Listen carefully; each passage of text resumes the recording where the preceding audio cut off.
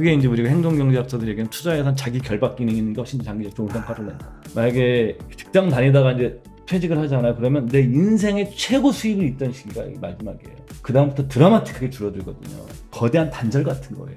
식들한테 손 안 벌리고 성공적으로 은퇴 생활하는 법에 대해서 말씀을 좀 해주실 건데, 사람들이 은퇴하고 가장 후회하는 3가지가 있다라고 했고, 그리고 또 그 후회를 좀 예방하는 방법까지 좀 같이 좀 말씀을 좀 해주시죠. 이게 저희가 설문조사를 했었습니다. 400명 퇴직하신 분들, 퇴직 전 준비하지 못해서 가장 후회하는 것이 무엇인가를 했을 때 가장 많았던 거 당연히 돈이었습니다. 재정 관리를 좀 더 잘할 걸. 그 다음에 두 번째로 높였던 게 일자리입니다. 퇴직 후 일자리 계획 및 준비를 더 할 걸. 세 번째가 건강. 네 번째가 취미 및 여가 생활에 대한 준비.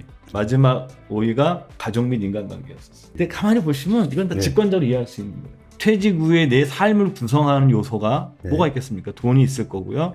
일이 있을 거고요. 내 여가 생활이 있을 거고요. 그 다음에 가족 및 인간관계가 있는 거예요. 이거로 구성되는 거예요. 그러니까 어떤 것은 우리 의사결정에서 최선의 의사결정이 있을 때가 있고, 어떨 때는 최악을 피하는 것이 최선이 될 때가 있는데, 제 생각에는 은퇴는 후자 영역에 더 가까운 것 같다라는 말씀을 드립니다. 핵심적인 게 재정 문제인 것 같은데, 물론 이제 일자리, 건강 문제도 있지만 재정 문제에 대해서는 어떤 솔루션? 완벽하진 못하겠지만 말씀해 주실 부분이 좀 있을까요? 퇴직하신 분들이 가장 후회하는 돈과 관련된 것이 뭐냐면, 연금 상품을 더 많이 관심을 갖고 더 가입해 줄 거야.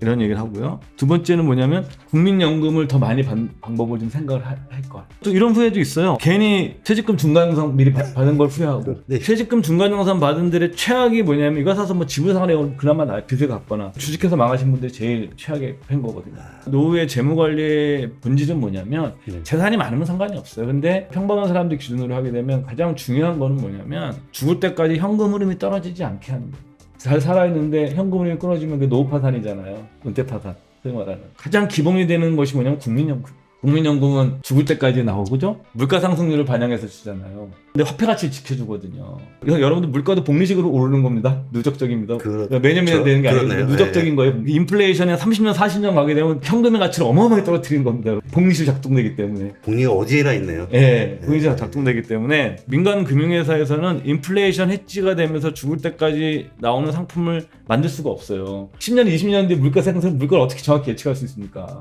그 예측할 줄 알면 여러분들 회사 안 다니셔도 돼요. 뭐하러 다녀요? 내가 금리와 인플레이션만 예측할 수 있으면. 근데 불가능하고 1년, 2년은 예측할 수 있지만 그것이 뭐 예를 들어서 30년, 40년 뒤에, 20년 뒤에 할 수 없기 때문에. 그래서 여러분들 국민연금이 완벽한 제도는 아니지만 상당히 우리가 노후의 기본이 되는 거고요. 두 번째가 이제 퇴직연금이죠. 기업체에서 같이 하시는 직장 다니시는 분들은 퇴직연금. 퇴직연금의 금액은 얼마냐? 여러분들 1년치 연봉 중에 한 달치가 맨날 퇴직연금으로 쌓이는 거예요. 쉽게 생각하시면. 그러니까 매년 나는 한 달치 월급이 퇴직연금으로 들어가는 거예요. 한 달치 월급이면 굉장히 큰 돈이에요. 퇴직연금을 어떻게 잘 운용하냐 굉장히 중요합니다. 직장인들인 경우에는 보세요. 국민연금에서 내 월급의 8%씩 저축을 하잖아요. 국민연금으로. 그다음에 내가 한 달치 월급을 매년 퇴직연금으로 하죠. 국민연금을 한번 잘 들여다보셔야 되고, 퇴직연금을 잘 운영하면 돼요. 연금저축계좌를 넣으면 900만 원까지 세액공제가 되잖아요. 지금. 그럼 만약 내가 매년 900만 원씩까지 내가 넣었다.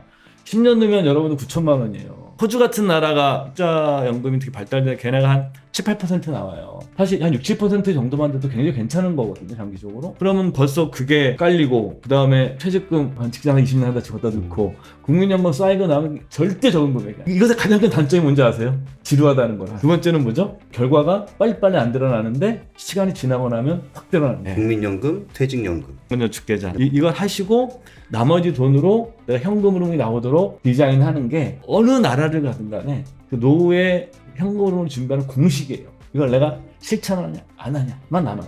이 연금은 빠르면 빠를수록 좋은 거네요.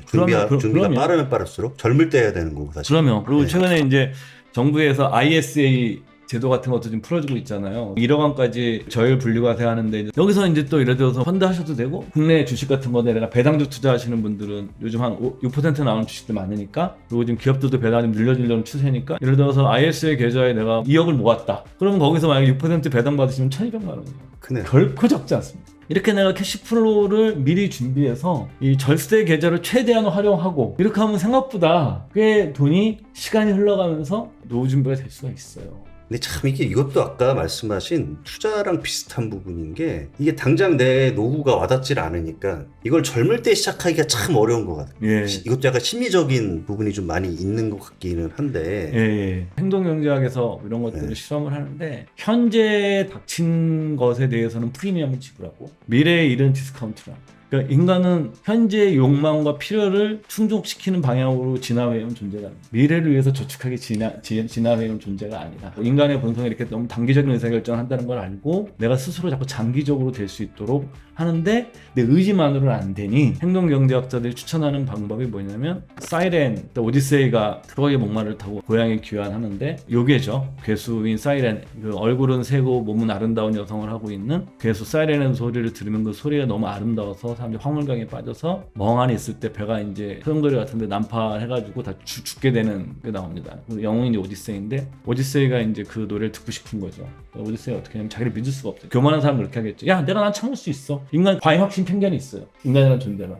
남자들이 강해요. 근데 이제 이 사람은 믿지 않은 거죠. 그럼 어떻게 하니까 부하들한테 그런 거죠. 야, 나를 돛대에 묶어라. 그러니까 자기 결박을 해라. 그리고 너희들은 귀에 밀랍으로 귀를 막아라. 그리고 내가 너희들한테 어떤 소리를 지르던가 날 풀어주지 마라. 그러니까 자기를 믿지 않은 거죠. 그게 이제 우리가 행동경제학자들이 얘기하는 투자에선 자기 결박 기능이 있는 게 훨씬 장기적 좋은 성과를 낸다. 결국은 인간이라는 존재가 그렇게 장기적으로 하는 관점이 없기 때문에 뭐 한국에서도 이제 베스트셀러 넛지라는 책 쓴 리차드 탈러 세일러 교수라고 하죠. 이분이 이제 하는 얘기가 저축을 늘리는 방법은 자기 결박을 하는 것이다.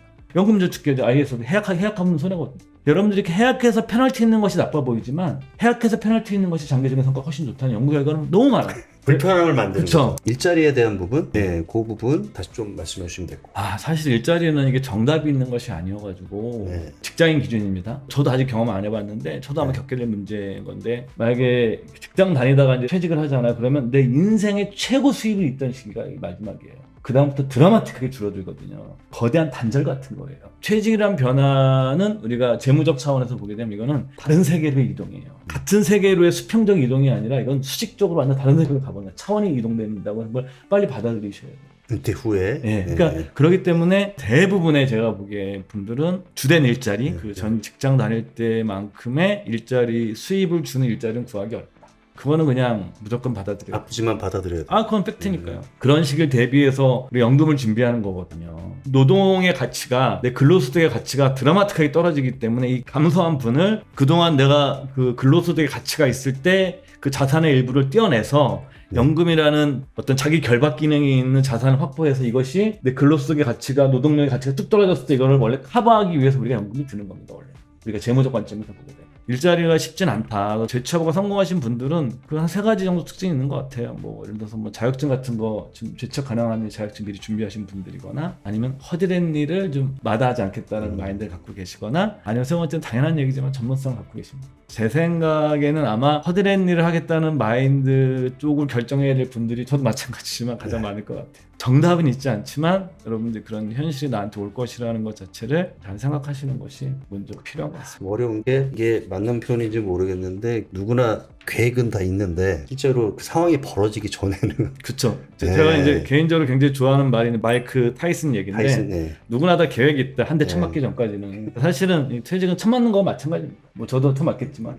그래서 이게 참 어렵습니다. 심리적인 것도 있고 결과적으로 퇴직이 은퇴가 내 일이 아니라고 생각하시는 분들이 많기 때문에 네. 이거를 젊었을 때 미리 준비를 하는 게 좋고 그게 가장 좋은 이제 재정적인 부분에서는 연금에 대한 국민연금, 퇴직연금, 사적연금 이렇게 하시는 게 좋고 그 다음에 이제 일자리에 대한 부분을 좀 준비를 해야 된다. 그쵸. 예. 하지만 이게 내가 원하는 만큼의 수익과 원하는 일을 찾기는 어렵다. 거의 뭐 네.